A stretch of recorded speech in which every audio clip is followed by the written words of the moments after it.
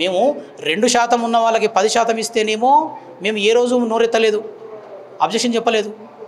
మా తోటి బిడ్డలే కదా రిజర్వేషన్ అనుభవించాలనుకున్నాం. కానీ ఇప్పుడు అది కాదు, మేము ఈడబ్ల్యూఎస్ రిజర్వేషన్ రద్దు చేయాలన్న ఉద్యమం కూడా దీంతో పాటు నడవబోతున్నాం. మీకు 3% ఉన్న పేదలకి 10% రిజర్వేషన్ లేని మాకు న్యాయంగా దక్కాల్సిన 42% అయినా మీరు కోర్టులు ఇక్కడ పోయింది. బీసీ బిడ్డలు ప్రతి గ్రామాన కూడా బీసీ భావజాల వ్యాప్తి అనేది స్పష్టంగా గ్రామాన వెళ్ళింది.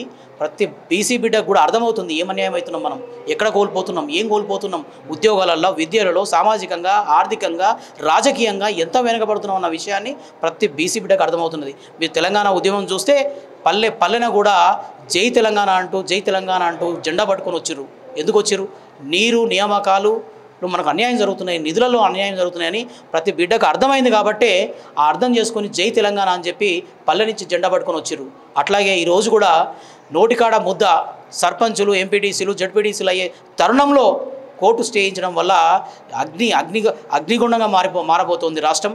ప్రతి పల్లె నుంచి కూడా బీసీలంతా కదలి వచ్చి ఈ ఉద్యమాన్ని ఉధృతంగా చేస్తాం.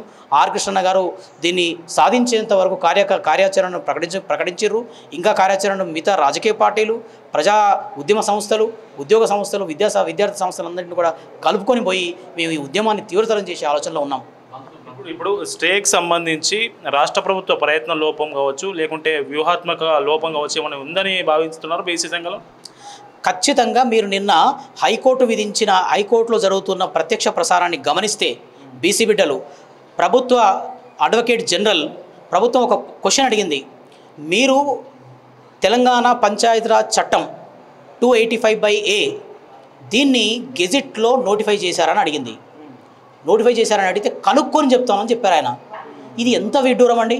అసలు ఈ రాష్ట్రంలో 2 కోట్ల ప్రజల తరపున జరుగుతున్న ఒక కేసులో ప్రభుత్వ అడ్వకేటు ఒక ఇంపార్టెంట్ క్వశ్చన్ పైన నేను తెలుసుకొని చెప్తా అని చెప్పడం ఏంటండి?